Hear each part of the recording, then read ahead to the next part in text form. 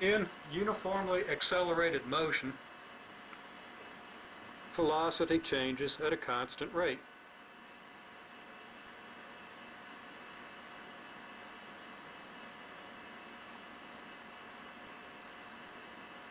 This implies that a graph of velocity versus clock time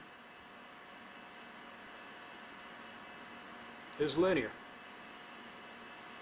which implies that in between any two times, the average velocity is the average of the initial velocity, which would be the velocity corresponding to the first time, and the final velocity, which would be the velocity corresponding to the second time.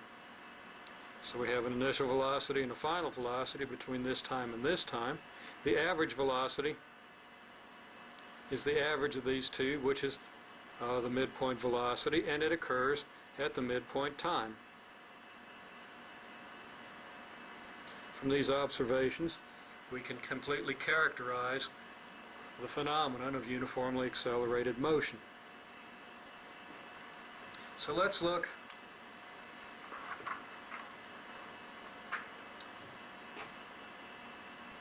at a fairly standard basic problem, one that we actually encounter, we encounter a problem like this at least, in our early experiments.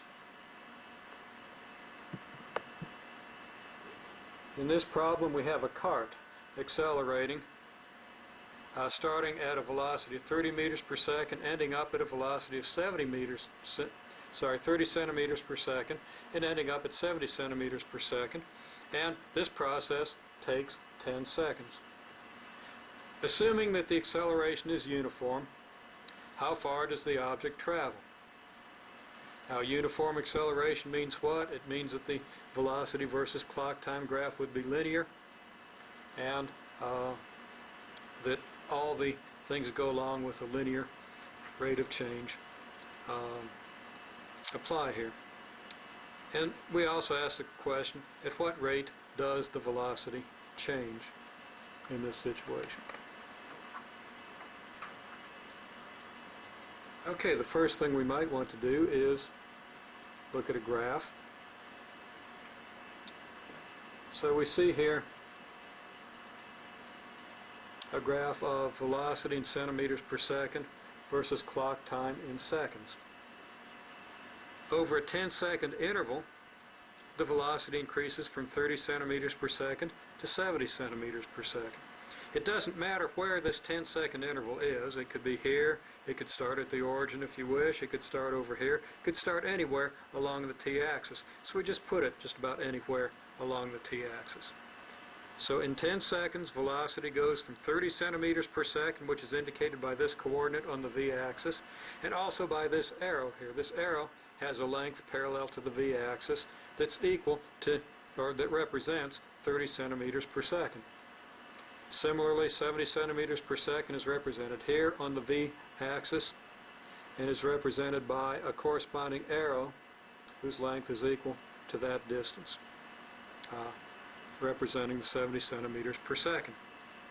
Now, since we have uniform acceleration, it follows that v versus t, velocity versus clock time, is linear, which means that the average velocity is the midpoint velocity as we just discussed.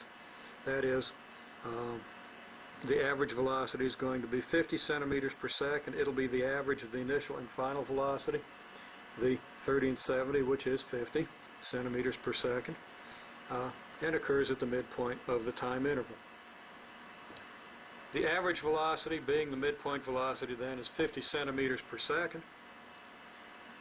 Since the average velocity is 50 centimeters per second and the time interval is 10 seconds, we conclude that the displacement of the delta S in this situation is 50 centimeters per second times 10 seconds, or 500 centimeters. The displacement is equal to the average velocity multiplied by the time interval. Common sense is simply that moving at an average of 50 centimeters per second, which is the average of the 30 and 70 centimeter per second that we start and end with, moving at that velocity 50 centimeters per second on the average for 10 seconds, we're going to have to go 500 centimeters. Okay, so that's a fairly straightforward calculation. Now we're going to make a note here. We're going to note that the area of the trapezoid that's formed by this graph, okay, trapezoid with a base of 10 seconds here, an altitude of 30 centimeters per second on the left and 70 centimeters per second on the right. The trapezoid is going to have an area that's equal to the average height multiplied by the width. That is the area of a trapezoid that's oriented like this. If the average height is the average of the two heights, the width is 10 seconds, then the average height is 50 centimeters per second, representing the 50 centimeter per second average velocity. The width is 10 seconds, so when we just do average height times width, we end up with the same calculation we just did. 50 centimeters per second times 10 seconds, or 500 centimeters, representing the displacement during this time interval under these conditions. Now, a velocity change of 40 centimeters per second in 10 seconds was our average rate of change of velocity. Well, the average rate of change is what? In 10 seconds we change by 40 centimeters per second. We want to know what the change is per second, right? Well, per second we're going to change by 4 centimeters per second. So the average rate of change will be 4 centimeters per second per second. We calculate that as 40 centimeters per second divided by 10 seconds, which gives us 4 centimeters per second per second. We could write that as centimeters / second with the word per second. Or we can use the units. 40 centimeters per second divided by seconds. We have a reciprocal second here multiplied by centimeters over seconds gives us a reciprocal second squared. We have 4 centimeters over second squared. We can see how this works on the graph.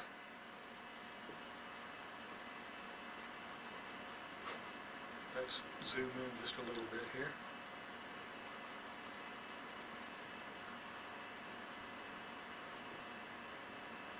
We see that in the 10-second interval, we go from 30 to 70 centimeters per second. The slope of this graph is the rise divided by the run. The rise represents the change in velocity, the 40 centimeter per second change. The run represents the 10-second time interval. The slope is therefore rise divided by run, which is the delta V divided by the delta T, change in velocity divided by change in time, which gives us, through the standard calculation, the average rate that we just calculated here. So we see that the slope of the velocity versus clock time graph gives us the average rate of velocity change. And that average rate of change is called the acceleration.